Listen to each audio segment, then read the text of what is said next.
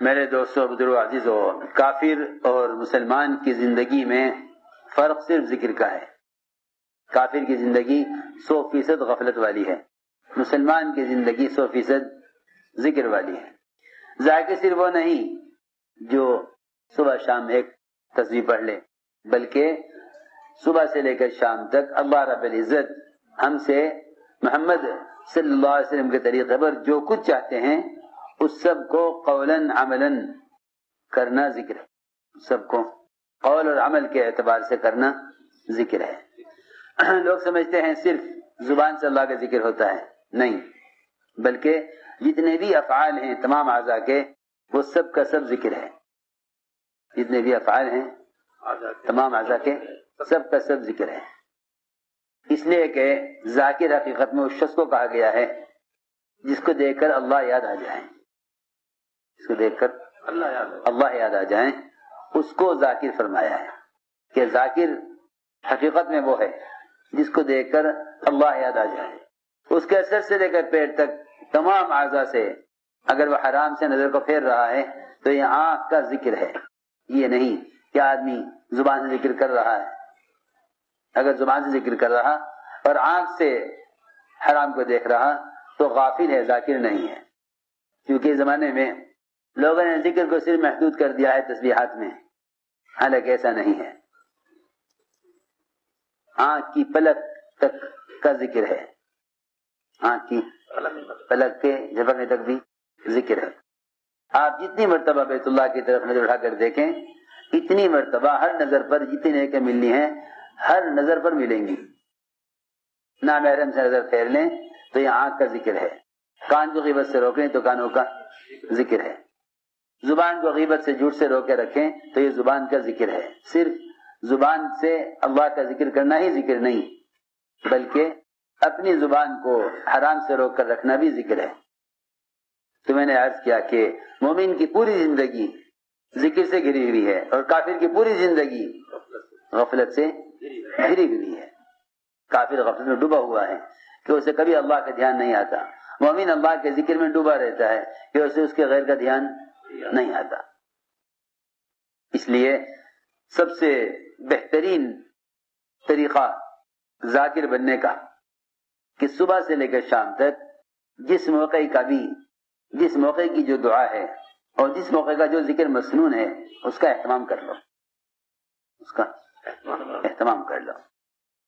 ایسا شخص کی زبان مرطوب بذکر اللہ ہو جائے گی، ایسے شخص کی زبان مرطوب بذکر اللہ ہو جائے گی، ایسے شخص کی زبان اللہ کے ذکر سے تر رہے گی صبح سے لے کر شام تک۔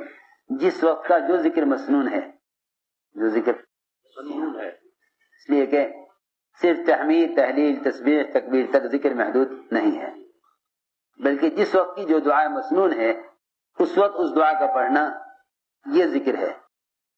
حضور اکرم صلی اللہ علیہ وسلم نے کس وقت میں کیا ذکر کیا، اس لیے تمام مسنون دعائیں ذکر میں داخل ہیں۔ اگر کوئی بیت الخلاء سے نکلنے کے وقت، بیت الخلاء سے نکلنے کے بعد قرآن کی آیت پڑھے تو سنت کا ذکر نہ ہوگا، حالانکہ قرآن کا پڑھنا افضل ذکر ہے، قرآن کا پڑھنا افضل ذکر ہے، مگر بیت الخلاء سے نکلنے کے بعد اس وقت یہ سوچے کہ اس وقت کی کیا دعا ہے، اس وقت کی کیا دعا ہے، اس وقت اس دعا کا پڑھنا افضل ہے۔ علماء نے لکھا ہے وہ تمام جہود زوایا کی تعمیر اور یتیم خانے تعمیر کرانے اور خیر کے راہوں میں مال خرچ کرنے کو اگر آپ کی وفات سے لے کر قیامت تک بھی امت مجتمع ہو کر لے تو حضور اکرم صلی اللہ علیہ وسلم کے استنجے کی لائن کی سنت کا مقابلہ نہیں کر سکتے۔ تمام زوایا کے تعمیر کرنے اور یتیم خانے بنانے اور امت کو اس طرح سے راحت پہنچانے پر اگر قیامت تک کے لیے بھی امت مجتمع ہو جائے تو حضور اکرم صلی اللہ علیہ وسلم کے استنجے کی لائن کی سنت کا مقابلہ نہیں کر سکتے، کیونکہ جو چیز آپ سے بہرا ثابت ہے اس کے مقابل کوئی عمل نہیں ہے۔ یہ سارے کار خیر ہیں، لیکن مسنون نہیں ہے. جو چیز مسنون ہے اس کے انوارات میں اس لیے عرض کر رہا ہوں کہ بعض مرتبہ آدمی دنیا میں کوئی بڑا کارنامہ انجام دے لیتا ہے تو پھر یہ سوچتا ہے کہ اگر مسنون دعائیں یاد نہ کی تو کیا بات ہے, اور بھی تو بڑے خیر کے کام کر رہا ہوں, اگر بیت الخلا میں جانے کی دعا یاد نہیں تو کیا ہو گیا, میں اس سے بھی بڑے بڑے کام کر رہا ہوں.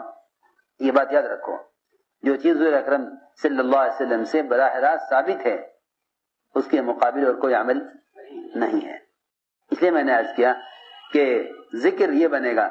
اس وقت کا ذکر کیا ہے کہ بیت الخلا سے نکلنے کے وقت کی دعا پڑھو, بیت الخلا میں جانے سے پہلے داخل ہونے کی دعا پڑھو, مسجد سے نکلنے کے وقت کیا ذکر ہے, مسجد میں داخل ہونے کے وقت کیا ذکر ہے, نئے چاند دیکھنے کا کیا ذکر ہے, آندھی چلے تو کیا ذکر ہے, صبح سے لے کے شام تک کائنات زمین آسمان کے درمیان جو بھی بات پیش آئے گی اس سے متعلق آپ نے ذکر بتا دیا ہے, لیکن لوگ جانتے نہیں.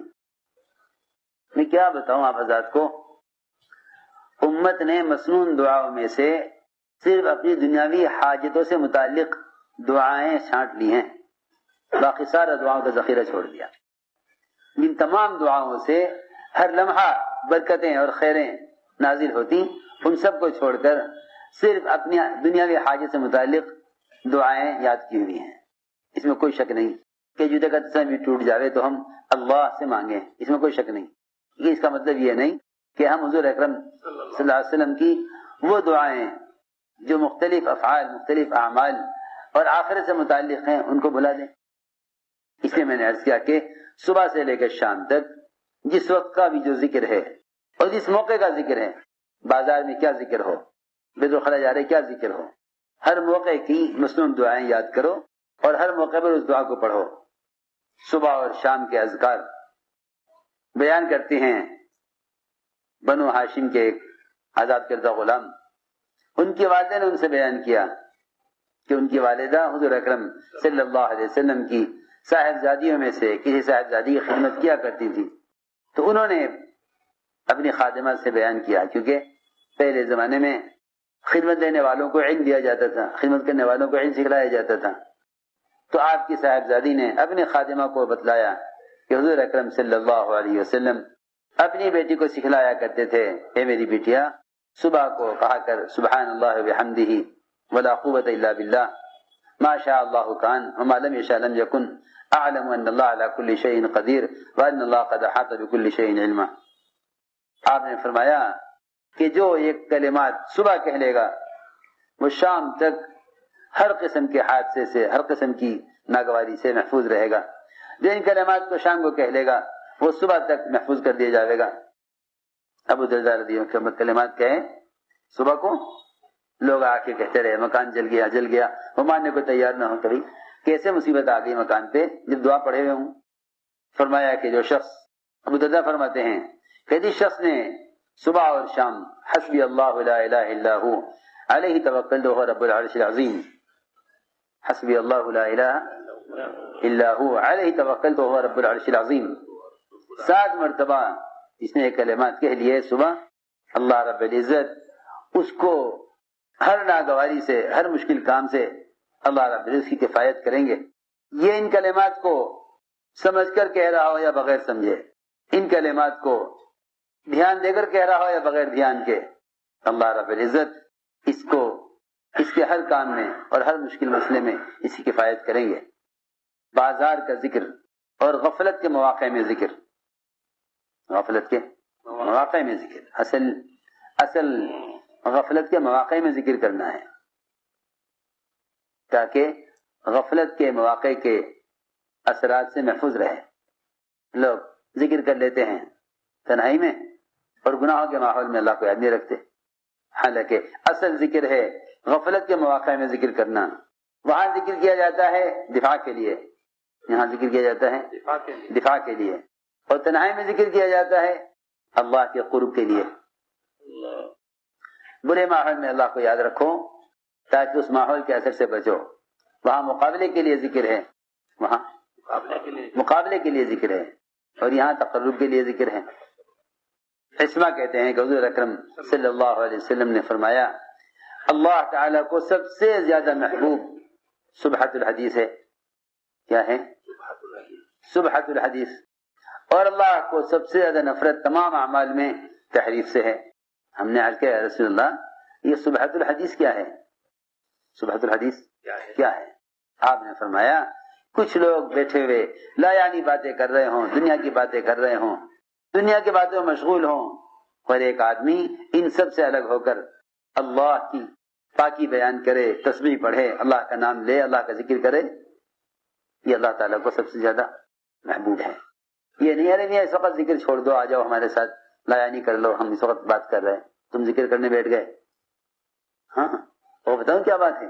شیطان یہ کہے گا کہ دیکھو اس وقت ذکر نہ کرو، ورنہ یہ لوگ تمہیں ریاکار کہیں گے.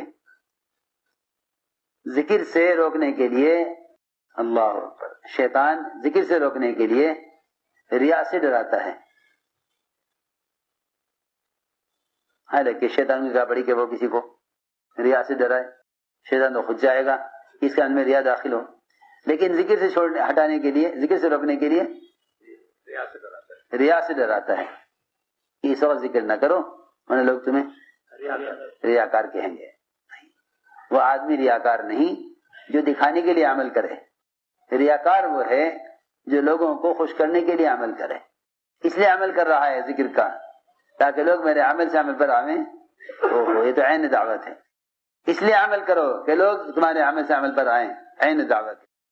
ہم نے عرض کیا کہ یا رسول اللہ یہ سبحۃ الحدیث کیا ہے؟ فرمایا کہ لوگ بیٹھے دنیا کی باتیں کر رہے ہوں اور ایک آدمی کہے کہ میں تو الگ ہو کر اللہ کی تسبیح بیان کروں گا.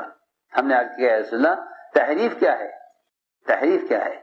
فرمایا تحریف یہ ہے کہ کچھ لوگ ہیں جو اچھے حال میں ہیں، ٹھیک ٹھاک ہیں، دنیا میں اچھا گزارا کر رہے ہیں، ان کا پڑوسی یا ان کا ساتھی ان سے پوچھتا ہے کہ ہاں بھائی تمہارا گزر بسر کیسا چل رہا ہے؟ تو وہ یہ کہیں کہ ہم تو بڑے حالات میں ہیں، بڑے پریشان ہیں. تو اللہ کو سب سے زیادہ نفرت ایسے آدمی سے ہے، سب سے زیادہ نفرت ایسے شخص سے ہے کہ لوگ اس سے اس کا حال پوچھیں تو وہ یہ کہے کہ ہم تو بڑے برے حال میں ہیں. اور واقعی ابراہیم علیہ السلام نے اسی لیے کہہ دیا تھا اپنی بہو سے کہ بیٹا آئے گا شکار سے واپس تو کہہ دینا کہ اپنے گھر کی چوکھٹ بدل دے، بیوی کو طلاق دے دے. کیونکہ بیوی سے پوچھا تھا حال، بہو سے پوچھا تھا ہاں کیا حال چال ہیں، اس نے ہی کہا تھا کہ بہت برے حالات ہیں، بڑی تنگی میں ہیں، بڑے پریشان ہیں. تو میں چلو وہ اسماعیل آئے گا اس سے کہہ دینا کہ تمہارا باپ کہہ گیا ہے گھر کی چوکھٹ بدل دو. پر بدل طلاق دے دی اس کو، جاؤ تمہاری چھٹی. کیوں کہ وہ تمہیں طلاق دینے کے لیے کہہ گئے. کیا بات پیش آ گئی تھی کہ مجھ سے پوچھے تھے کیسا گزر بسر ہے، میں نے کہہ دیا تھا کہ برا حال ہے، تو جاؤ تمہیں طلاق. دوسری شادی کر لی. پھر آئے ابراہیم علیہ السلام، پھر پوچھا کہ اسماعیل کہاں کی شکار پر گئے ہوئے ہیں، گزر بسر کیسا ہے؟ کہ بہت اچھا ہے، اللہ کا شکر، اللہ اس حال میں رکھے. حالانکہ وہاں گزر بسر کے لیے کچھ تھا، جہاں کچھ نہیں تھا گزر بسر کے لیے. میں کہا اللہ کا شکر ہے، اللہ اس حال میں رکھے. فرمایا اچھا اب بیٹا آئے گا اس سے کہہ دینا گھر کی چوکھٹ کو باقی رکھے.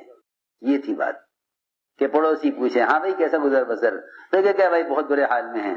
فرمایا کہ اللہ تعالیٰ کو اس شخص سے سب سے زیادہ نفرت ہے.